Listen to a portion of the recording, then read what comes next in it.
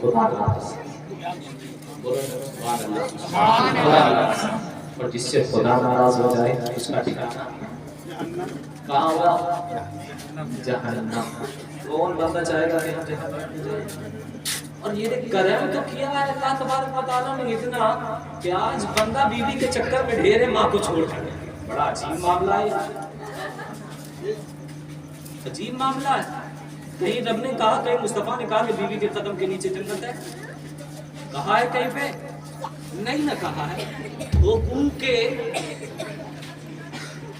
بیوی الگ سے،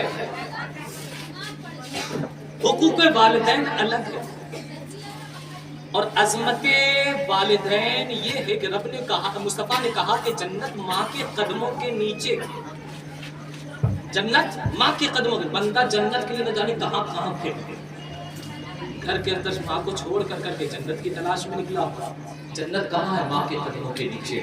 قسم خدا کی جنت ادھر ادھر نہیں ملتی۔ ارے ماں کی خدمت کرو نا، اللہ جنت عطا کرتے ہیں۔ کیا بات!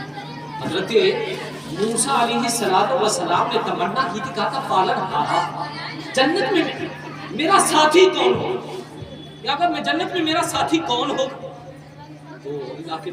تو اللہ تبارک و تعالیٰ نے کہا تھا کہ فلاں جگہ میں چلے جاؤ، وہاں پر ایک قصاب کی دکان ملے گی، قصائی کی دکان ملے گی، وہی تمہارا جنت کا ساتھی ہوگا۔ اب حضرت موسیٰ چلے، چلتے تلاش کرتے اس قصائی کی دکان پہ پہنچ گئے۔ جانے کے بعد حضرت موسیٰ علیہ السلام صبح سے لے کر شام تک اس کی دکان پہ بیٹھے رہے۔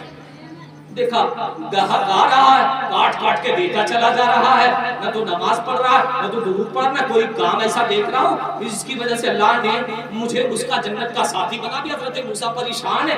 اب شام کا وقت ہو گیا، حضرت موسیٰ نے دیکھا کہ وہ قصائی اٹھتا ہے، تھوڑا سا گوشت لیا اپنے تھیلے میں اور لے کر کے نکل گیا۔ اب بکرے کا گوشت تھا، لے کر کے چلا بندہ۔ اب گھر کو پہنچتا ہے، پہنچنے کے بعد میں حضرت موسیٰ کو بھی ساتھ لے کر کے چلا۔ گھر پہنچا، پہنچنے کے بعد میں اب اس گوشت کو پکاتا ہے، پکانے کے بعد میں اب پکا کر کے پوری طور پر اسے تیار کر لیتا ہے۔ اب گھر کے اندر داخل ہوا، دیکھتا کیا ہے کہ اس کی والدہ محترمہ ہے جو بستر عدالت پر لیٹی ہوئی ہے، خود سے اٹھ کر کے بیٹھ نہیں سکتی ہے، سارا معاملہ بستر پہ ہو رہا ہے۔ حضرت موسیٰ دیکھ رہے ہیں کہ وہ بندہ گھر کے اندر میں جانے کے بعد میں اپنی والدہ کو اٹھاتا ہے، اٹھانے کے بعد میں اس کی تیمارداری کرتا ہے، اس کی اچھی طریقے سے صاف صفائی کر لیتا ہے، کرنے کے بعد میں اب اس کے کھانے کا انتظام کرتا ہے۔ اب وہ گوشت جو اس نے پکایا تھا، اب گوشت کے ریشے کو الگ کر دیا۔ الگ کرنے کے بعد اب ماں کو بازو کے بل پر اٹھاتا ہے، اٹھانے کے بعد میں دھیرے منہ کے اندر میں اب گوشت کا ریشہ ڈالا جا رہا ہے۔ ماں کھاتے چلی جا رہی ہے، ماں کھاتی چلی جا رہی ہے۔ اب جب کھانے سے فارغ ہو جاتی ہے، اس کے بعد حضرت موسیٰ فرماتے ہیں کہ میں نے دیکھا کہ اس کا صاحب نے اپنی ماں کے منہ کو پوچھا، پوچھنے کے بعد اسے بستر پر لٹا دیا گیا۔ جب بستر پر لٹا دیا گیا تو میں نے دیکھا کہ اچانک اس ضعیفہ کے ہونٹ ہل رہے تھے، اس بوڑھی عورت کے ہونٹ ہل رہے تھے۔ میں نے کان قریب لے کر کے گیا، جب کان کو اپنے قریب کیا تو میں نے دیکھا، میں نے سنا کہ وہ ضعیفہ اپنے منہ سے یہی بولی نکال رہی تھی، مولا تو میرے بیٹے کو جنت میں حضرت موسیٰ کا ساتھی بنانا، مولا تو میرے بیٹے کو جنت میں حضرت موسیٰ کا ساتھی بنانا۔ اتنا سننا تھا، حضرت موسیٰ علیہ السلام پلٹ کر کے کہتے ہیں اے ضعیفہ خوش ہو جا، اس لیے کہ جنت میں جو تیرے بیٹے کا ساتھی حضرت موسیٰ ہوگا وہ تیری نگاہوں کے سامنے میں موجود ہے، وہ تیری نگاہوں کے سامنے میں موجود ہے۔ سبحان اللہ، سبحان اللہ۔ ماں دعا کر دے، ماں دعا کر دیتی ہے، اللہ تبارک و تعالی ماں کی دعا کو بلا آئل پردے کے اپنی بارگاہ میں قبول کرتا ہے۔ ماں کی دعا کو کبھی رد نہیں کرتا ہے۔ اتنا یاد رکھنا میرے پیارے، آج اگر جو ان بزرگان دین کا تذکرہ کر رہے ہو، یقیناً یہ ماں کی دعاؤں کا ہی اثر ہے میرے پیارے، ماں کی دعاؤں کا ہی اثر ہے۔ حضرت بایزید بستامی پوری رات گلاس میں پانی لے کر کے کھڑے رہے تھے، کیوں؟ اس لیے کہ ماں کو پیاس کی شدت تھی، نیند آ گئی، بیٹا پانی لینے گیا، نیند آ گئی، پوری رات کھڑے رہے، کیوں؟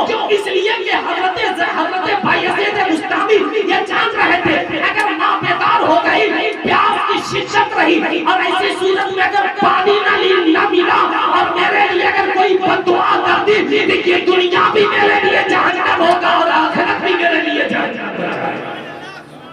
سوچ میرے پیارے، ماں بڑی عظیم دولت ہے میرے پیارے، بڑی عظیم دولت ہے۔ اس جیسی نعمت جس قرآن میں رب نے ہمیں اور تمہیں نماز پڑھنے کا حکم دیا، اسی قرآن میں رب نے کئی جگہ وبالوالدین احسانا، ماں باپ کے ساتھ میں حسن سلوک کرنے کا حکم دیا۔ آج نوجوانوں کی بڑی عجیب حالت ہو گئی ہے، ماں بوڑھی ہو جائے تو اسے نہ دیکھتے ہیں، نہ اس کی دوا دارو کرتے ہیں، نہ اس کی دیکھ بھال کرتے ہیں، نہ بیمار پڑ جائے تو اس کی دیکھ بھال نہیں کرتے۔ تو یہ کہ اگر وہ غلاظت، اگر وہ قضائے حاجت بستر پہ کر دے تو اس سے بھی گھن محسوس کیا کرنے میں نادان ہے وہ اولاد، نادان ہے وہ اولاد جو اپنے ماں باپ کے قضائے حاجت کرنے کی وجہ سے، بستر پر بولو بلاس کرنے کی وجہ سے، پیشاب پاخانہ کرنے کی وجہ سے گھن محسوس کرتا۔ قسم خدا کی، اللہ تبارک و تعالی بندہ جب اپنے ماں باپ کے بولو بلاس کو، پیشاب پاخانے کو بستر سے اٹھا کر کے پھینکتا ہے، تو اللہ ایک سانس کے بدلے میں اسے نیکیاں عطا فرماتا ہے، اسے نیکیاں عطا فرماتا ہے، اور اس کے نامے اعمال اس کے درجے کو بلند کر دیتا ہے۔ کیوں بھاگتے ہو ماں کی خدمت سے؟ ماں کی عظمت کو سمجھنے کی کوشش کرو۔ یقیناً میرے پیارے، ماں جنت بھی ہے اور جہنم بھی ہے، دونوں ہے۔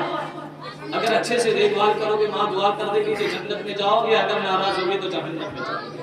مولا رب کائنات کی بارگاہ میں دعا کرو، اللہ تبارک و تعالی آپ کو رسول کائنات صلی اللہ علیہ وسلم کی ذات اقدس سے سچی اور پکی محبت کرنے کی توفیق و رفیق عنایت فرمائے، ساتھ ہی ساتھ اپنے ماں باپ کے ساتھ میں حسن سلوک کرنے کی توفیق و رفیق عنایت فرمائے، اور پروردگار عالم اپنے حبیب کے ذکر کی محفل کے صدقے میں مدعا کے تمام چھوٹے بڑے گناہوں کو معاف فرما کر جنت الفردوس میں جگہ عطا فرمائے، ساتھ ہی ساتھ ان کے وارثین، محبین، متقین، متوسلین کو مولا تبارک و تعالی جمیل عطا فرمائے۔ بولنے کے دوران اگر مجھ سے کوئی غلطی ہوئی ہو، میں اس سے توبہ کرتا ہوں، استغفر اللہ ربی من کل ذنب واتوب الیہ، لا الہ الا اللہ محمد رسول اللہ صلی اللہ علیہ وآلہ وسلم۔ بے واسطے ان کے خدا کچھ عطا کرے، ماشاء اللہ یہ حبس بے وسط کی ہے، اور جس کی سمجھ میں آئے وہ پائے روشنی، میں نے دل جلا کے سر راہ رکھ دیا۔ آخر دعوانا الحمدللہ رب العالمین، السلام علیکم ورحمۃ اللہ وبرکاتہ۔